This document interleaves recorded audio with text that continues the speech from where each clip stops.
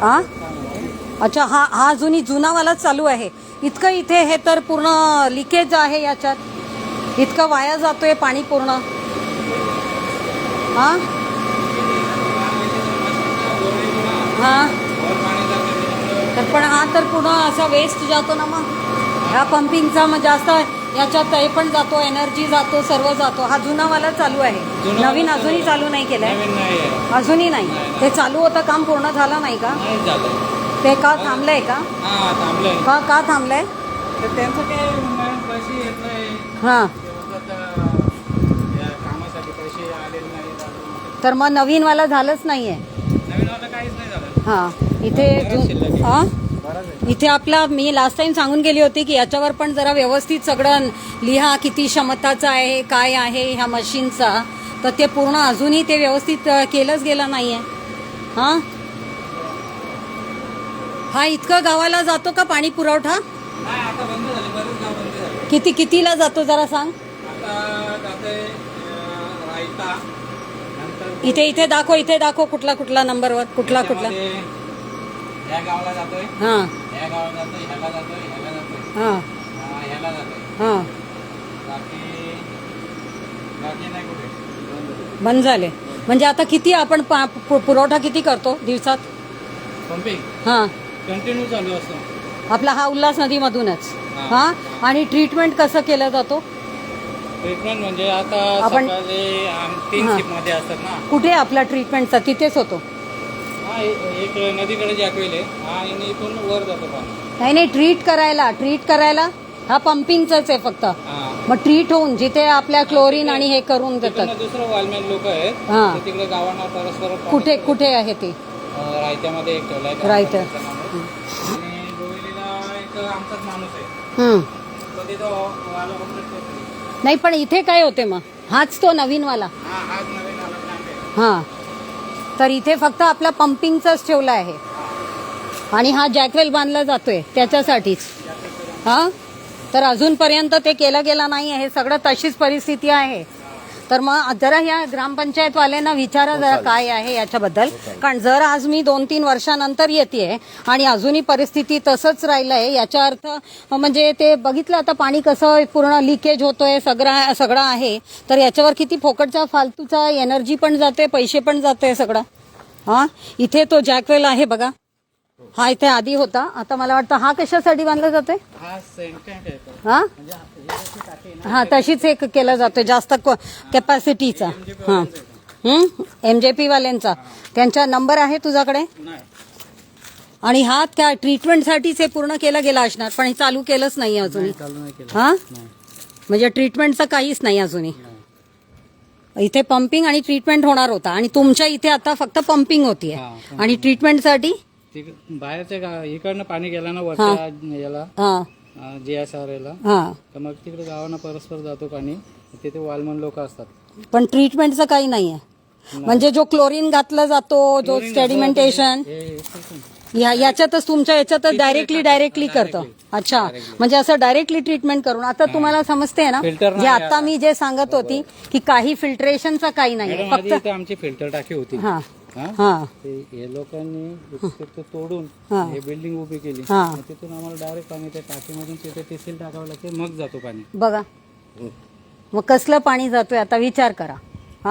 त्या पाणीचा सॅम्पल पण एक लक्षात ठेव. हा पाणीचा सॅम्पल जो इथून पंप केला जातोय आणि एक नदीतला, ते तुम्ही टेस्टिंगला द्यायचंय, पाठवून द्यायचंय. आणि असं चला जाणू या नदीच्या अंतर्गत घेतला गेला पाणी आणि ते टेस्टिंगला, किंवा MPCBचा जो माणूस आहे त्यांना फोन करून तिकडचं पण पाणी घ्या, इकडचं पण घ्या, त्याच्या आम्हाला अनालिसिस रिपोर्ट द्या, मॅडमला सबमिट करायचंय. लक्षात ठेवा पण विसरू नका. कारण ह्याच्यात आता पॅथोजनचा टेस्ट त्यांना सांगायचं, जास्त करून पॅथोजन म्हणजे जो रोगणारा करतो ना पाणीतला जो ऑर्गॅनिझम, म्हणजे ते किती घातक आहे आता तुम्हाला समजलं ना. आता दाखवली नदीच्या काय परिस्थिती आहे आणि आता ट्रीटमेंट प्लांटचा दाखवते जे पाणी देत आहेत ते म्हणतात डायरेक्टली फक्त त्याच्यात क्लोरीन घातलं जातो आणि सोडला जातोय. म्हणजे ॲलम तो म्हणतोय आता, तर बरोबर ना, तेवढाच सोडला जातो. आणि किती प्रमाणात घालतो मग? एका सिपमध्ये आम्ही 5 किलो टाकतो. 5 किलो टाकतो बघा. म्हणजे अंदाज 25 सगळं काही चालू आहे, कळलं ना. आणि डायरेक्टली तसं करून पंपिंग होतोय. किती मग नुकसानदायक आहे की नाही. म्हणजे ह्याच्यावर कसल्याही प्रकारचा जो एक प्रॉपर जो सायन्स आणि प्रॉपर जो एक काही सुपरवाइज करून आणि जे ट्रीटमेंट जे सिस्टम व्हायला हवं तसं प्रकार नाही आहे आणि असं पाणी जातोय. पण चला इथे आता बघितलं एवढा पण पाणी दूषित नाही म्हणून कदाचित आतापर्यंत काही एपिडेमिक वगैरे आपल्याला दिसलं नाहीये. पण पुढे होऊ नये त्याच्यासाठी तुम्ही एमपीसीबीला बोलून जरा हे पण बघून घ्या. आणि आता ह्याच्याच पुढे इथे दोन ते काही हे होते ना रे रिसॉर्ट सारखं इथे पुढे मध्ये ते काही जणांनी तिथे हे बांधलं होतं छोटासा बंगला सारखा इथे मध्ये. हा लास्ट टाइम आम्ही आलो होतो तेव्हा असंच काहीतरी तिथे दिसतंय बघा तिथे. हा ना तेच ना. हा तेच हा जो फार्म हाऊस आहे याबद्दलच बोलत होती मी. तर इथून दिसेल ना कुठून दिसेल आपल्याला फार्म हाऊस. इथून आहे इथून हा समोरून दिसेल ना. तर हा फार्म हाऊस बद्दल तुमच्या यांनी इन्फॉर्म केलं नाही का. हा ह्या सगळ्याबद्दल आम्हीच आणून का दाखवायला हवं. बघा ना ती पूर्ण नदीपर्यंत त्यांनी हे घेतलेलं आहे. तर तुम्ही विचार करा. हा हे कोणी तुम्ही बघत नाही ज्यांच्या अंडरमध्ये आहे. तर मोहित भाई ये जरा पकडो इसको ऐसे.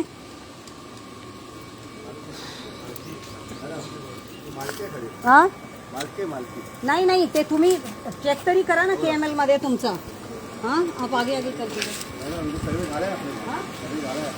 सर्वे हा सर्वे केलं तर काय दिसतंय त्याच्यात. हा कोणाच्या मालकी आहे. नाही पण तुम्ही मला सांगा नदीच्या एवढा जवळी काही मालकी नसते. नदीच्या बाजूला लागून लगेच कोणालाही जागा दिलं जात नाही. ती बफर झोन्स वगैरे असतात फ्लड प्लेन्स असतात. हा तर ते फ्लड प्लेन्स आहेत त्याच्यावर कोणी काही करू शकत नाही. कळलं ना. हा एवढा मोठा जागा आहे. जाणे का कैसे इधर तो आहे ना तिकडं जाऊ ना आपण. हा चल गाडी घेऊनच जाऊ. गाडी ले लो आप.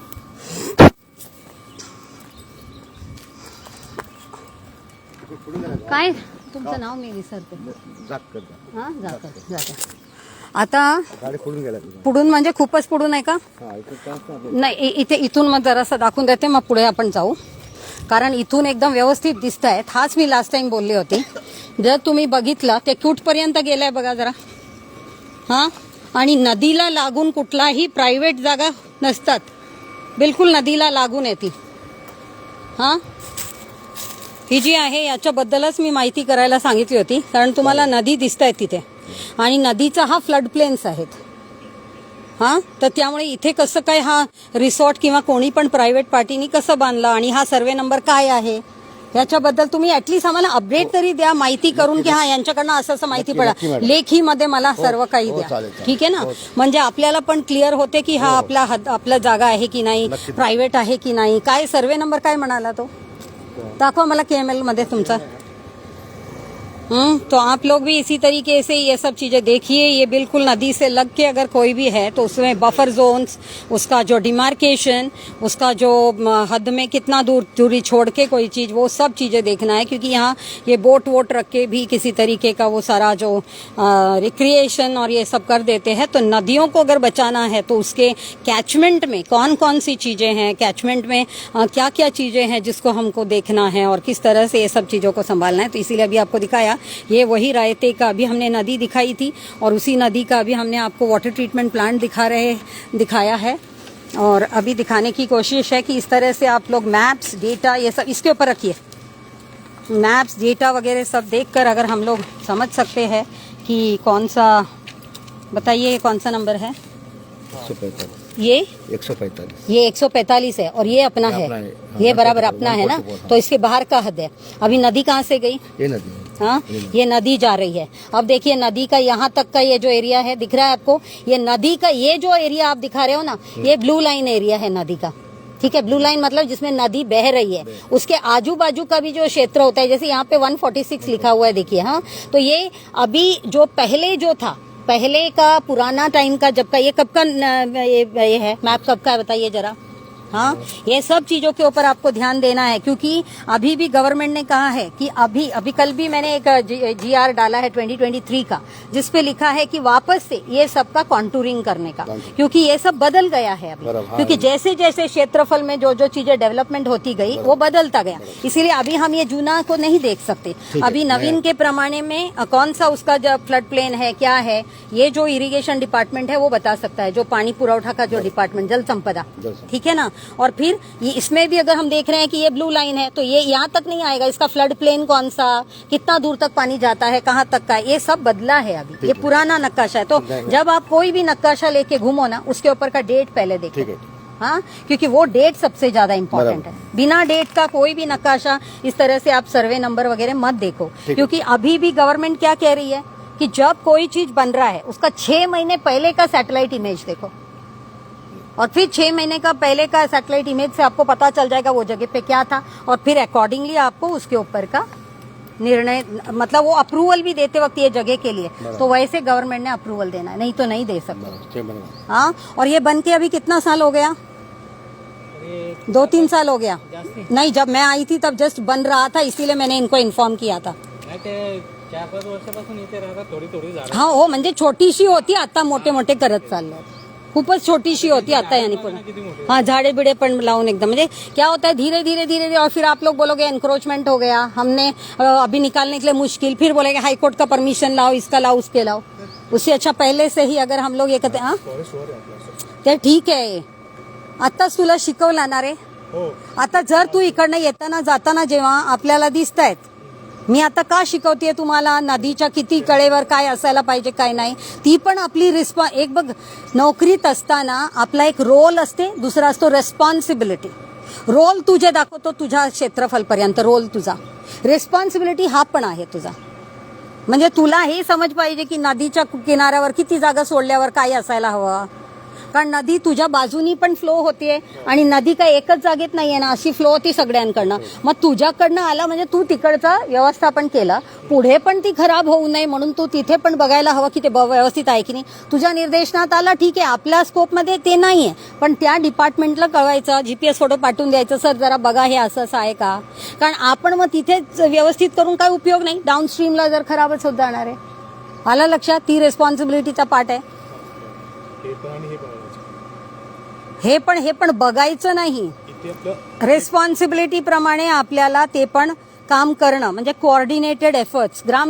ग्रामपंचायतला सांगायचं की बाबा याच्याबद्दल तुम्ही काय करताय, नदीच्या किनाऱ्यावर आहे, तुम्ही फाइंड आउट केलं का याबद्दल, मग जरा आमच्याशी शेअर करा, आम्ही आमच्या रेकॉर्डला पण ठेवतो, कारण अपस्ट्रीमला आपण आहोत आणि ही डाऊन स्ट्रीमचं आहे, तर अपस्ट्रीमचं आपण सांभाळतोय, डाऊन स्ट्रीमचा पण बघा, आम्ही रेस्पॉन्सिबिलिटी प्रमाणे आमच्याकडे असं असं रेकॉर्ड आहे, ते चांगलंच आहे ना। तर आता आजच्या काळात आपल्याला असं विचार करणं गरजेचं आहे, आणि तुम्ही ॲज अ फॉरेस्ट गार्ड तुमचा सर्वात जास्त रोल, कारण तुम्ही सर्व्हिलन्ससाठी त्या जागेवर जातायत, तुम्ही जागेवर बघता, आम्ही नाही, आम्ही कधीतरी वर्षात 1-2दा येणार, समझ आया? हाँ, तर याचा मला एक सॉफ्ट कॉपी फॉरवर्ड कर जरा। तो अभी आप लोग भी समझ लीजिए, इस तरीके की चीज़ों के ऊपर ध्यान रखिए और सारा मालूमात निकालिए। ये ग्राम पंचायत एरिया में अभी हम खड़े हैं, तो ग्राम सेवक से, एक्सटेंशन ऑफिसर से, BDO से, और इसी तरह से पोल्यूशन कंट्रोल बोर्ड के साथ में और फॉरेस्ट ऑफिस के साथ जो जो अधिकारी इससे संलग्न होते हैं, उनसे परस्पर हम लोग जो जानकारी लेकर किस तरह से हमारी नदियों को बचा सकते हैं, उसके लिए हमें काम करना है, क्योंकि ऐसे छोटे छोटे पहले शुरुआत होती है छोटे छोटे से, और अब देखिए कितनी बड़ी बड़ी जगह लेकर, और इस तरह से बिल्कुल रिसोर्ट बनना शुरू हो गया, फिर हो जाएगा टूरिज्म, और फिर हो जाएगा, इसी तरह से ये बढ़ते चले जाता है और प्रदूषण बढ़ता चला जाता है, नदी की जगह हड़प लिया जाता है, क्योंकि अभी भी जो ऑफिसर्स है, रिलेटेड ऑफिसर्स, वो जब तक ग्राउंड पे नहीं आएंगे, ये सब चीज़ों को नहीं देखेंगे और इस सब के ऊपर सर्विलेंस प्रॉपर नहीं होगा, ये हमारी देश की सबसे बड़ी विडंबना है कि हमारी मॉनिटरिंग सिस्टम बहुत ही कमज़ोर है, और इसीलिए